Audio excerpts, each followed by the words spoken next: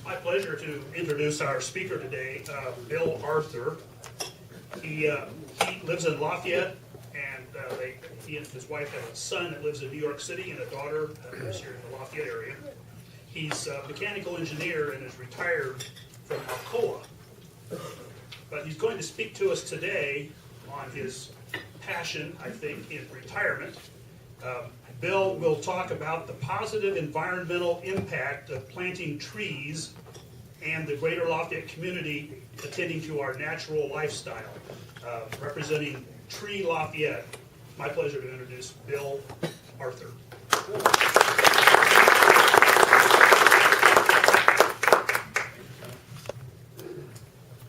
Good afternoon, everyone. Thank you for, Steve Riggs, for inviting me here today. Thanks, Tom, for the introduction. I'm the executive director of Tree Lafayette. One correction on your introduction, Tom. I'm actually a resident of West Lafayette. Oh, okay. But I do have a passion for trees and enjoy my affiliation with Tree Lafayette very much. Tree Lafayette is totally a volunteer organization. We plant trees basically in the city of Lafayette, sometimes slightly outside of the city bounds. Our mission is to promote a healthy community by providing education, leadership, and inspiration in the planting and caring for trees. A little bit of our history. Back in 1993, some people got together, including William Baugh, Dave Lars, Ort Lindell, Arlen Stadenheim, Rosie Lerner, Rob Gilbreth. Many of those people are still around today. And they decided to form the Lafayette Tree Fund. That year, they didn't plant any trees. The following year, in '94, they did plant their first trees. Fast forward to 2009, and the Lafayette Tree Fund took on the doing business as name of Tree Lafayette. And we planted our 1,000th tree. In 2011, we established our endowment fund with the Community Foundation of Greater Lafayette. And in 2017, we renamed our endowment from Tree Lafayette Endowment Fund to the Tree Lafayette Endowment Fund in honor of Larry Rose. Do any of you know Larry Rose? Yeah, he has been the face of Tree Lafayette for a number of years. He was our executive director. He stepped down 2 years ago. And at that point, as I was telling Tom some minutes ago, I guess I stood still and everyone else stepped back, and I became the executive director. So I have the challenge of filling Larry's very energetic shoes. Just a month and a half ago, we planted our 3,000th tree. We'll talk more about that in a minute. Let's talk a little bit about what trees do in our landscape, or what trees do for us. They provide shelter, moderate the effects of sun, rain, and wind. They improve the quality of our air. They moderate our temperatures, help to remove air pollutants, return oxygen to the air.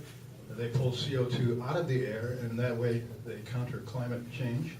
By the way, we at Tree Lafayette think climate change is real. It is scientific based, and we do believe that it is man-made, but we also believe that there are things that we can do to combat climate change. One of those is planting trees. Trees help hold the soil. They prevent erosion. They retain moisture in the soil.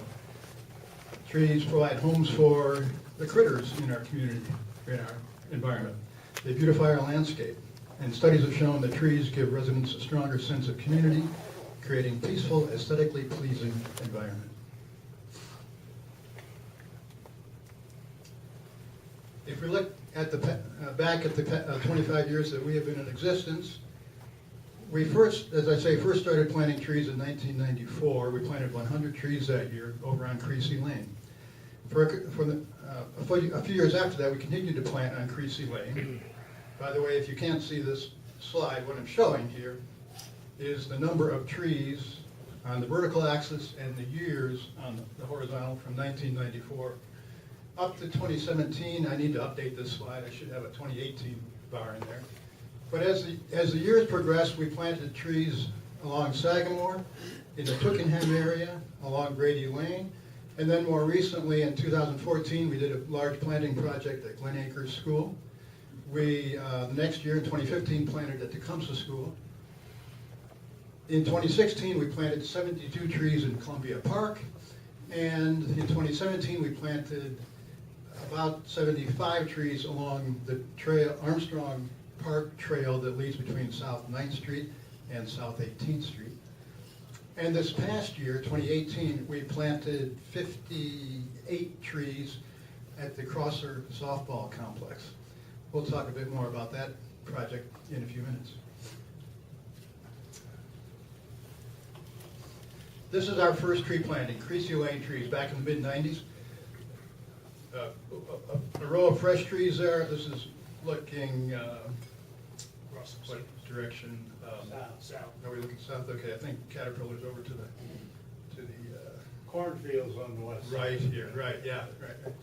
Now, if you travel Creasy Lane today, you'll see these same trees standing, and they're tall, they're strong, and it is really, I think, a sign of success, and that the trees beautify that road to a good extent. What kind of trees do you plant? We try to plant native species trees, or not 100%, but we make sure we plant trees that we think will survive. And so, unfortunately, the city has lost a lot of trees to Dutch elm disease and emerald ash borer. We have been planting a lot of Kentucky coffee trees in place of where the ash trees used to be. We're planting Zelkova trees where trees have died. And we're lately trying to pick out, plant certain strains of elm that are resistant. For instance, frontier elm, and there's one other one that I'm forgetting that name right now. I will admit to you, I'm not the tree expert in our organization. We have a number of foresters that are, and so I always defer to them when it comes to choosing the right tree and identifying trees. So a little bit more about us. We're a 501c3 nonprofit, totally volunteer. We have no staff, no paid staff. We have a working board of 13, and we have a variety of skills on our board. Our board meets monthly, the second Tuesday of the month at 6 p.m. at Tippecanoe Arts Federation. Currently, since TAP is under some reconstruction, we are meeting at the new site for the Tippecanoe County Historical Association, which is the old Masonic Lodge. We have 5 standing committees, and each year we accumulate over 3,000 volunteer hours. Our board consists of Gene Croson, our president. He's an engineer from Alcoa, like myself. Barry Bruce, who works with the Mitchell Agency. He's our vice president. Mickey Penrod, a retired teacher. Matt Green, a businessman. Ingrid Rounds-Hardy, who is getting her PhD in marketing, and she chairs our marketing committee. Earl McCoy, a lawyer in town. Julie Roche, our new county clerk. Bill Scroba, a degreed forester from Purdue. Shirley Sterling, a retiree from Lilly, I believe. Eric Summerfield, who is a degreed forester from Purdue as well, working for Tipmont REMC. Tim Lacey, who works for the Reed accounting firm. Lindsay Purcell, who's a professor in forestry at Purdue, and myself. Our governance committee, chaired by Earl McCoy. That committee drafts new policies and procedures.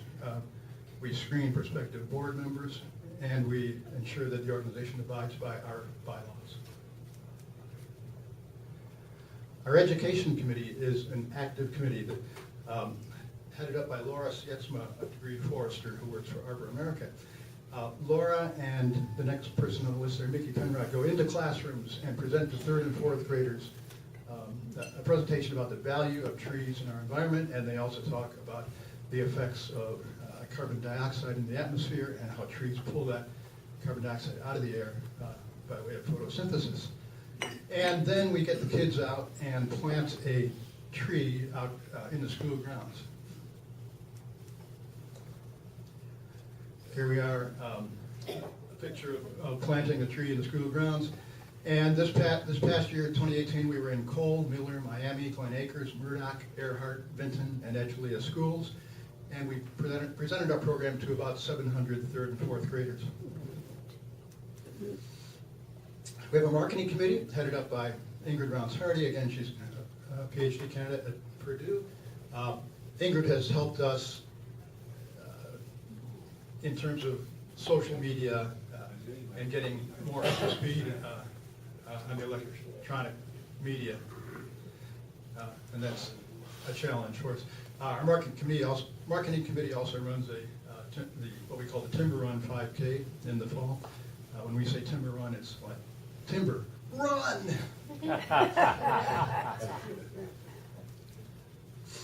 And our marketing committee puts out various publications in the year, newsletters, annual reports, and they maintain our website, which is www.treelafayette.org.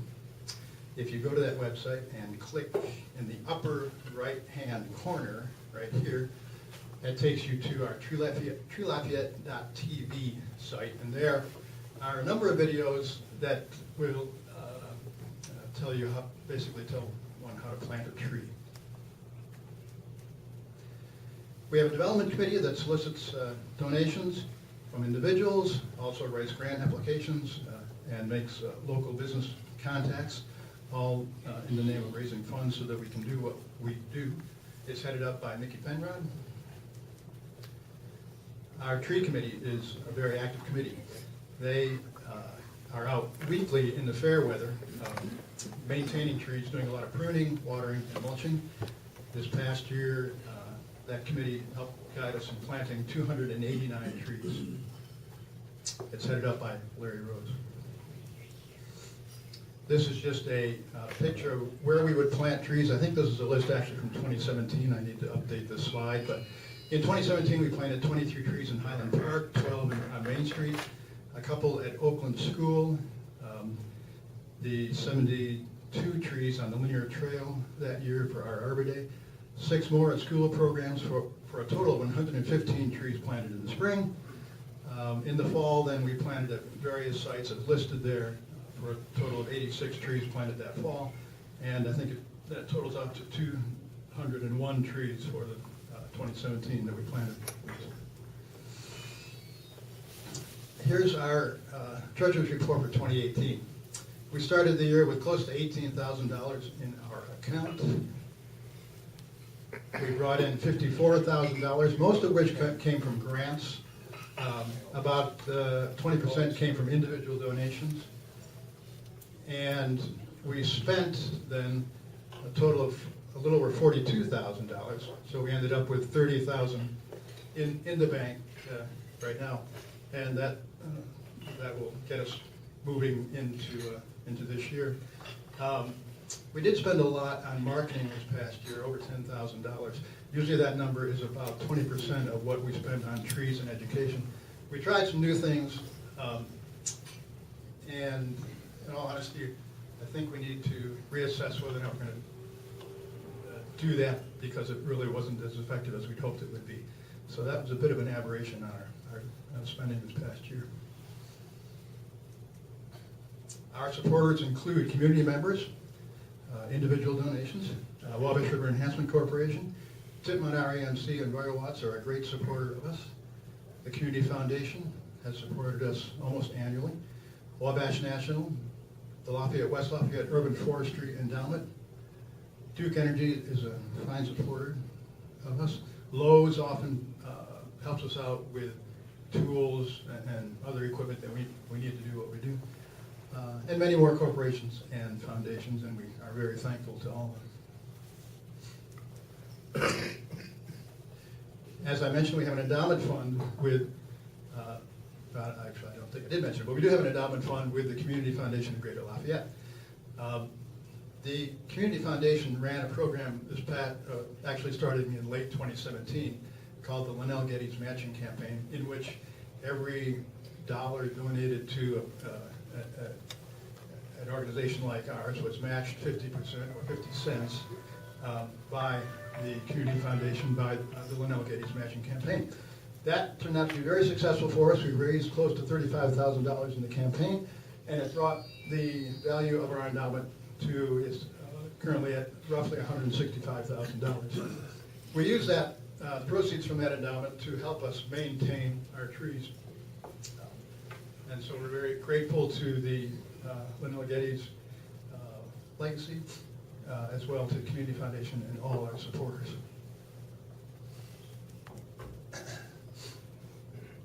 Okay, so one of the main, there's a number of events that we hold each year. One very important one is Earth Day. Each Earth Day, and typically that's around April 19th or 20th, something like that, roughly in that area, that time frame. And we'll plant a tree, sometimes 2 trees. We'll get school kids out. This is a picture of us planting a tree on Alabama Street, just to the south of the library downtown. And kids from St. Mary's School came out and helped us plant this tree. It's always a fun event. It was a beautiful day that day in the spring, and the mayor was there, and he read a proclamation proclaiming it Earth Day, and the kids had fun, and we all did too. Also this past year, we held our first Grow With Me tree. This is something we're just getting going. In this case, a young family provided the funds to purchase a tree such that we could plant that tree right, in fact, in front of their house, not on their property, but in the right-of-way property. The young family was Laura Sietzman and her husband David and their little baby Emily. And the idea is we plant the tree, and the tree grows as Emily grows, and when Emily gets older, her mom and dad can recall and share with her how we planted this tree right basically in their front yard. It was a fun event. The mayor came out to support us there as well.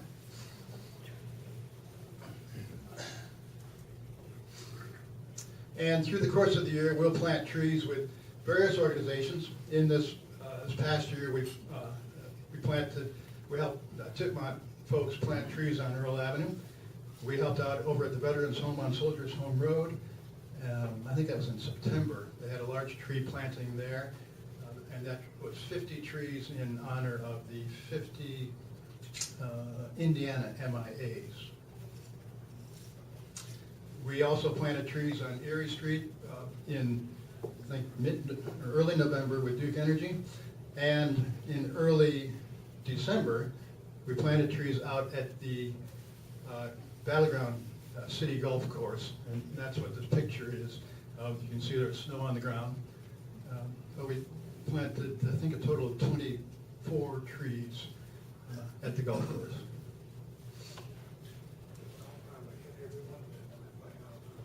And on November 20th, we planted our 3,000th tree. That's the 3,000. This was the 3,000th tree that we planted in the Lafayette community. This tree is planted on the south side of the city municipal building. Right there, as you exit the doors, there's a planter. There are doors to either side of the planter. Here's the tree, and there's a sign there saying our 3,000th tree. The mayor was there. We presented the mayor with a big check saying, basically presenting him with a check indicating our 3,000th tree. There's Mayor Rosorski. There's Ron Campbell, his wife Marlene from City Council. Arlen Staudenheim back there. Matt Green, our president last year, was there.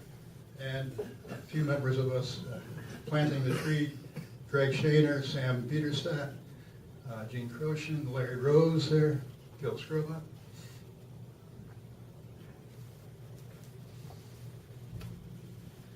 Always a big event for us every year is our Arbor Day celebration. In our typical Arbor Day, we'll get 150 volunteers from the community to come out and help us plant anywhere from 50 to 80 trees. Our Arbor Day in 2017, as I mentioned, was our planting trees along the linear trail between South 9th and South 18th Street. That's what the photo on the upper left is showing. You can see the railroad tracks in the background there. And families come out, and young people come out. We always get a good contingent from Purdue University helping us out.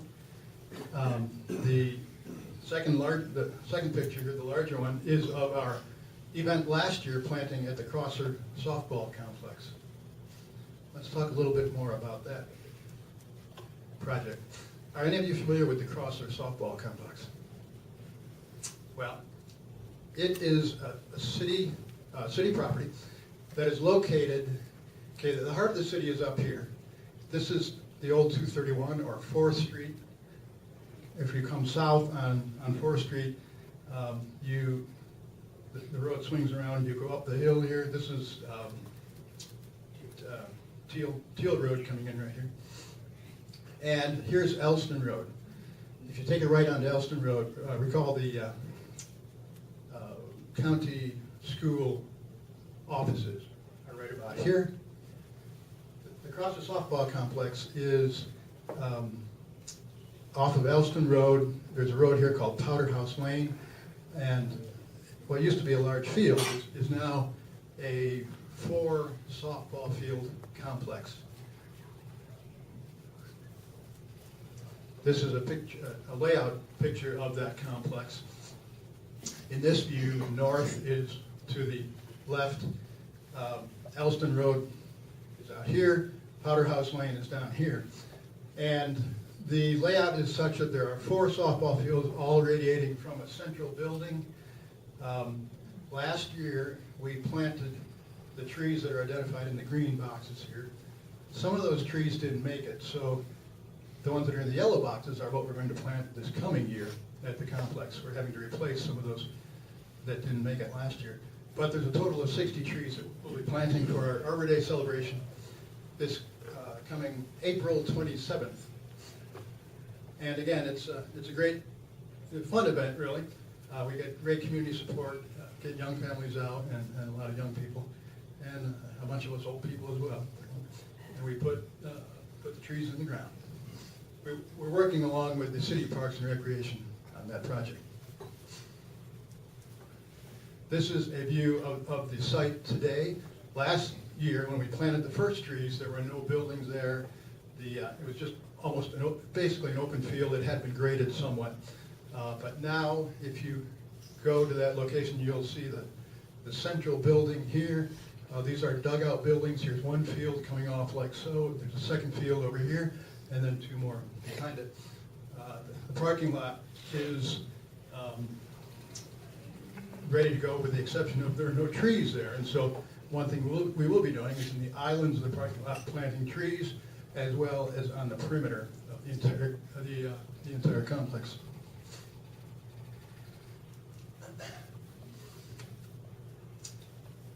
Okay.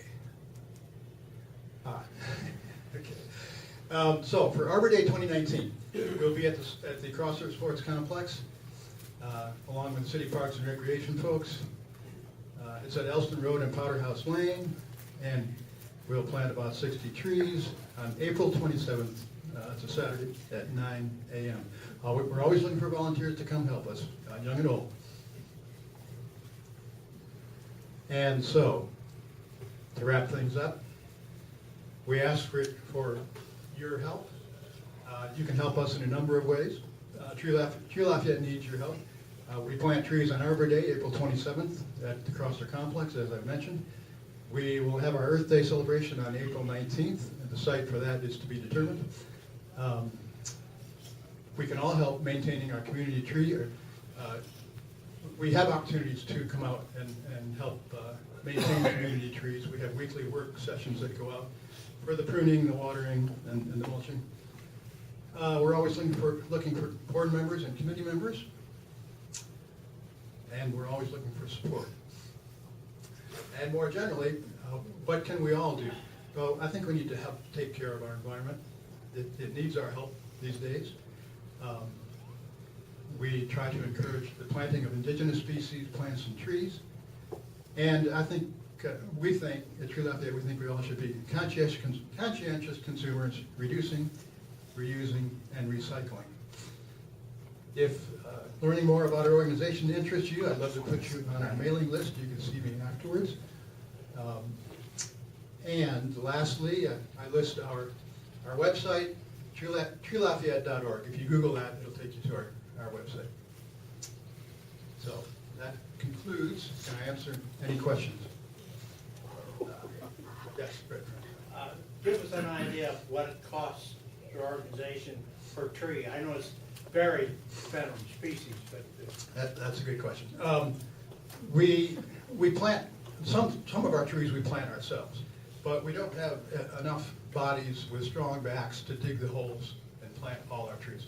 So on our Arbor Day event, we have the holes already dug with a machine, an auger machine, and then we get out and plant them ourselves. And so when we do that, it saves us about $100 per tree. The average cost of a tree these days is $150 to $200, the cost to plant it. If we have to pay someone to plant, then it's an additional $100, and it may include a bit more for the care. Well, it may be a little bit more. It's anywhere from $250 to $300 for us to pay to have a tree planted. Okay? Yes?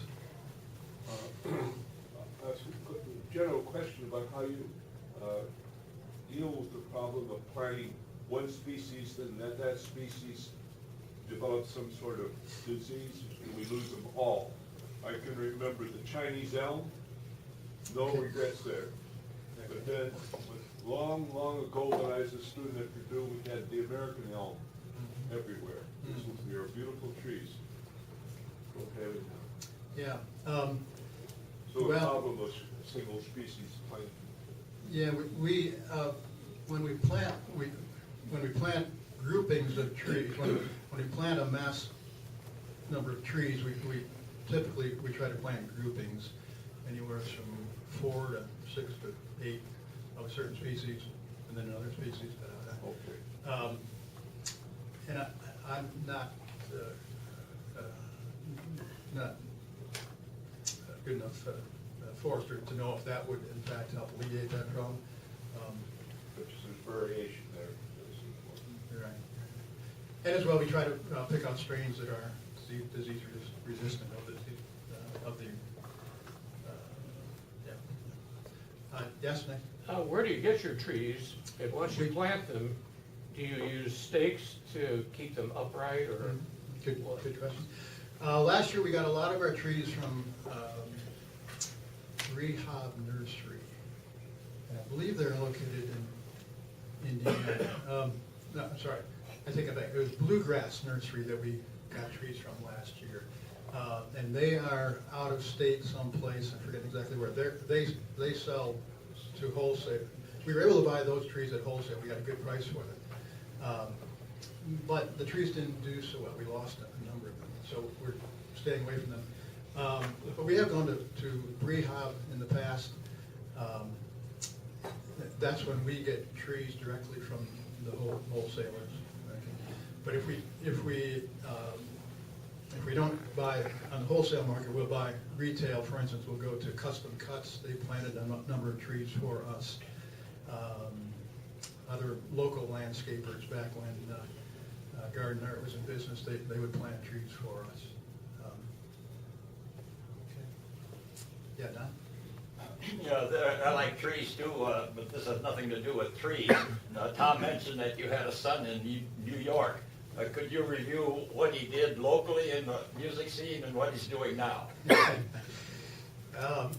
Thanks, Don. Our son Ted is a musician.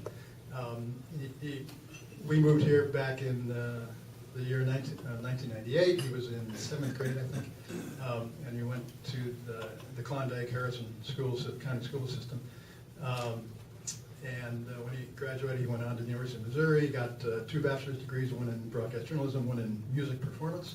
And so when he got out of college, he tried to get into the broadcast journalism world, and tried that for 6 months, and nothing was coming through. Heard about a job right here at Purdue. A friend of ours brought it to our attention, and Ted applied for it, and within a matter of days, he became the assistant director of the Purdue Glee Club, and he accompanied the Glee Club for 4 years. Since then, he's moved down to New York City, and he's playing, he pounded the pavement, and he played for every benefit he could find to get his name out in the industry. And now he is playing on Broadway for a show called The Prom, and he has as well played for Wicked and for what other shows? Once in This Island. So we're very proud. And he's paying his bills. That's the one. He was featured in a journal story article a couple of weeks ago, a few weeks ago, if you remember that. Yeah, that's right. It was, thanks, Don. Yes. What your group's reaction to things like what's going on at the fairgrounds? Yeah, All the older trees that are going down on Bishop Woods, the clearing out of all the trees at Columbian Park, you've obviously addressed that. Yeah, right. By the way, Dan Collins, right? Yes. Yeah, we're old neighbors. I'm Bill Arthur from Sugar Yes. Chapel, right? Yeah, yeah. Yeah. Nice to see you. In all honesty, we haven't taken a stand on that. We've had some folks come to us and say, well, what do we gotta do about that? And, well, we do work very closely with the city. I'll mention that. We work with Tim Dessner, our city forester. Tim approves all our projects. He's a very active member on our tree committee. Certainly the nostalgia side of me and the tree side of me, think, and I'm speaking personally now, think that was a tragedy that cut down all those big trees at the fairground. But apparently it's progress. So is there a plan to maybe help replant some of those areas that have lost so many older trees that have maybe diseased or? We try to focus our projects, basically, we plant street trees for the most part, not 100%. We do plant in the parks and things like that. We're always looking, there are thousands of vacant sites along our city streets that need to be filled with trees. We're always open to suggestions for where to plant. I don't know, Dan, so we have a plan. In fact, we don't have a plan right now to address areas where a lot of the trees have been cut down, other than street trees. Okay. Any more? Just as a really quick observation, having had the opportunity to be in the top of the football press box, look out over Lafayette, and what do you see? You see trees. You don't see buildings, you don't see houses, you see trees. We think, wow. You don't notice it if you're driving along the streets, but you get up above at the eagle's eye view, and it's pretty amazing what has happened over hundreds of years in the Lafayette area. Yeah, I think that's right. You know, we drive our city streets, and we see a lot of pavement, we see a lot of bricks and all that, but certainly from that vantage point, you see a lot more green than you will just looking on the ground necessarily. So, interesting observation. Someone else? Rodney? I believe Helen Lillick was known as the tree lady in Oh, West yeah. Lafayette Yes. a long, long time. And her work, in fact, required the city to put together some guidelines for a landscaping plan for new buildings that go in. Are you involved in any development, or do you work with developers in putting together a tree plan for the landscaping of new buildings going in? In Tree Lafayette, we do not. No, I don't know of, we don't have that effort underway. I know over in the west side here, we have the West Lafayette Tree Committee, I think it's called. And they work closely with the mayor's office. In fact, they're funded by the city, I believe. And I don't know if they've developed something like that or not. I know we have not. Anyone else? Yes. Just an observation, all the work out here in the parking lot is due to the fact that the city required them to plant trees and thus create all these dividers that they're putting in as part of the upgrade to that site.